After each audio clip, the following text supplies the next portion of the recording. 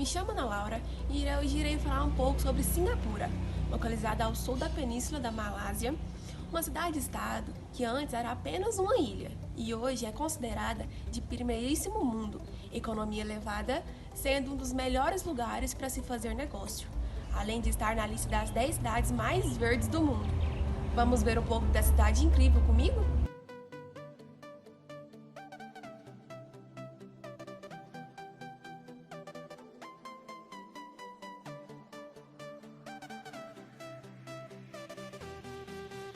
Tornando-se independente em 9 de agosto de 1965, Singapura está localizado na maior ilha de um arquipélago ao sul da Malásia, considerada como uma cidade-estado pouco maior que o Vaticano e Mônaco.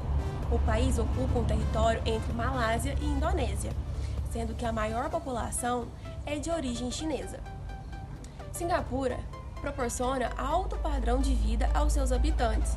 Seu índice de desenvolvimento humano é muito elevado, com baixa taxa de natalidade, mortalidade infantil e analfabetismo. O sistema político é extremamente fechado, com censura severa e aplicação de pena de morte. Localizada aproximadamente a 140 quilômetros a norte da linha do Equador, a ilha de Singapura situa-se no Estreito de Malaca, na extremidade mais sul da península da Malásia, na junção entre os oceanos Índico e Pacífico, zona historicamente marcada pela frequência das rotas de navegação e comércio. O clima é equatorial, com porcentagens elevadas de umidade, temperaturas altas e precipitação constante ao longo do ano. No período pré-colonial, Singapura caracterizava-se por ser uma zona remota, com uma população na ordem das centenas de habitantes, sobretudo de origem malaia. A morfologia da ilha mantinha-se intacta e os maiores sinais de presença humana eram as suas aldeias, de perfil rural, e os campos de plantação de borracha. A importância dessa colônia surgiu quando ocorreu o marco histórico, que foi a abertura do Canal de Suez em 1869, momento que exponenciou o sistema das rotas comerciais em termos de velocidade, comunicação e segurança.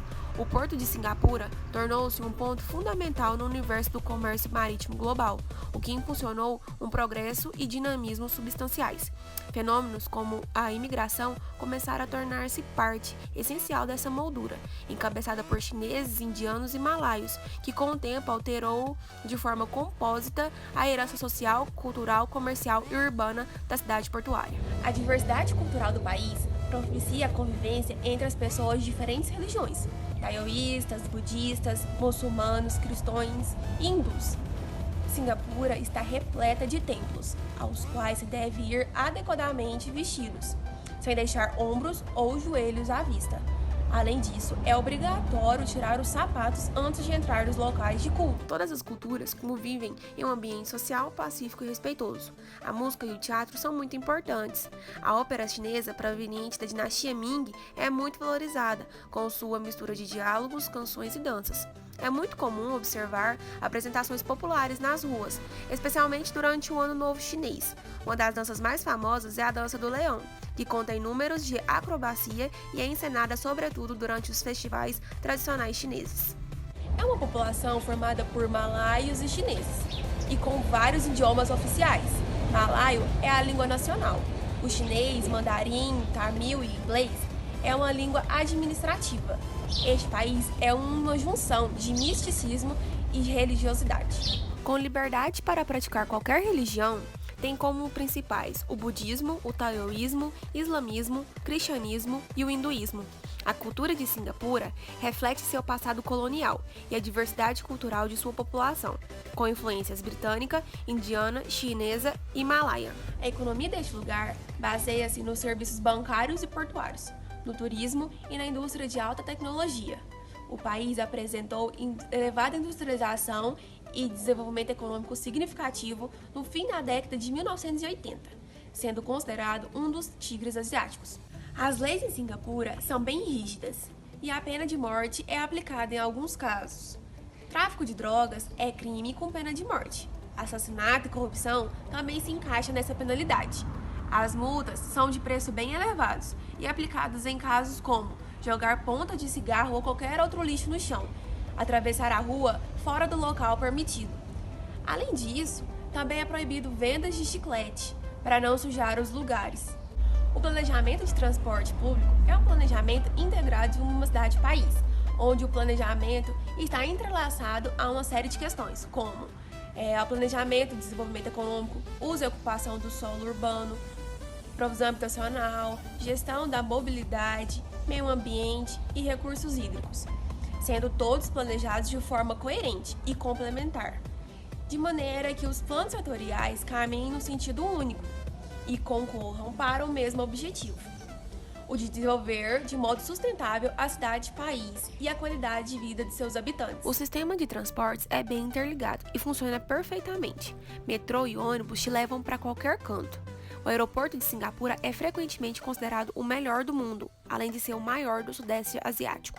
A posição geográfica é extremamente privilegiada, com rota comercial importante devido à passagem obrigatória entre a Europa e a Ásia, condição essa que lhe permitiu exercitar sua vocação de entreposto comercial, colocando-a em destaque nas indústrias de construção e reparação naval, totalmente urbanizada, com alta densidade demográfica, mas com escassos recursos naturais. O primeiro plano de desenvolvimento de Cingapura foi elaborado no final dos anos 60, com o apoio da ONU, para superar os graves problemas remanescentes desde o colonialismo britânico, como limitação territorial por ser uma pequena ilha, economia incipiente, elevadas taxas de desemprego, falta de saneamento básico, poluição dos rios e inundações constantes, condições precárias de moradia para a maioria da população, altas taxas de analfabetismo, entre outros.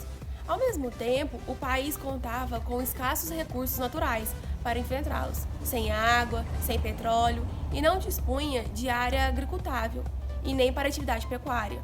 A partir do diagnóstico dos problemas, foram desenhadas metas e planejados os passos para a sobrevivência econômica do país, autonomia política e melhoria da qualidade de vida para a população. A partir daí, foram tomadas medidas ambientais de forte impacto. Uma das providências na década de 70 foi proceder à limpeza do rio Cingapura. Foram eliminadas as fontes de poluição, elaborada uma rigorosa regulamentação ambiental, definindo as diretrizes para a destinação dos resíduos, políticas integradas e programas de ação. O planejamento urbano passou a exigir dos empreendedores a manutenção ou o aumento da cobertura vegetal. Essa política fez com que entre 1986 e 2007, apesar do aumento populacional e construtivo, houvesse um aumento da cobertura vegetal de 36% para 47%. Iniciou-se a prática de construções de telhados verdes. Foi feita uma reestruturação econômica. Até os anos 60, Cingapura era apenas uma cidade portuária. Hoje é um dos maiores centros de refino de petróleo do mundo. A mobilidade foi considerada fundamental, mas por causa da limitação territorial, executa-se uma política bastante restritiva à posse e ao uso do automóvel. Cingapura foi o primeiro país a instituir o pedágio urbano. É um dos lugares onde se paga mais caro para se ter um carro. O imposto é alto, o preço do veículo é também muito elevado. A habitação é também considerada uma das bases da qualidade de vida da população. O governo é o grande provedor de moradias, sendo que mais de 80% da população vive em conjuntos habitacionais de diversas tipologias de apartamento de boa qualidade. O plano diretor traduz as propostas de longo prazo para o desenvolvimento de Cingapura, em projetos cuidadosamente detalhados a serem implementados entre os de 10 e 15 anos. No plano diretor, as diretrizes gerais são esmiuçadas em linhas de ações específicas para o desenvolvimento econômico. A gestão de áreas verdes e dos corpos de água para o uso e ocupação do solo, gabarito das edificações, localização das atividades econômicas, a infraestrutura correspondente, desenho urbano e paisagismo. É traçado também o plano de preservação do patrimônio histórico. São ainda planejadas novas áreas a serem desenvolvidas no período de dirigência do plano, assim como são reservados terrenos para o desenvolvimento futuro. Cingapura definitivamente tem um perfil completo de uma cidade grande, prédios altíssimos, museus, parques majestosos e uma vida noturna agitada. Mas apesar disso tudo, é extremamente segura e fácil de ser percorrida. O que realmente impressiona os visitantes são as deslumbrantes preciosidades arquitetônicas da cidade. Apesar de todo o desenvolvimento vertical e das construções, a cidade fez muitos esforços para se manter verde. Na verdade, as vias expressas praticamente livres de congestionamento têm bordas de flores e árvores meticulosamente cuidadas. Muitos dos destaques arquitetônicos da cidade também são destaques mundiais da inovação ambiental. Agora venha comigo que a gente vai ver um pouco sobre as curiosidades da cidade de Singapura. Inaugurada em 2008, a Singapore Flyer é a segunda maior roda gigante do mundo, com 165 metros de altura e 28 cabines que comportam até 28 pessoas por vez em um passeio de 30 minutos. A maior piscina de borda infinita do mundo está localizada em Singapura. Foi construída no 57º andar de um hotel de 3 prédios interligados, que no topo tem uma estrutura em formato de navio. E é lá que fica a piscina de 150 metros a 200 metros de altura.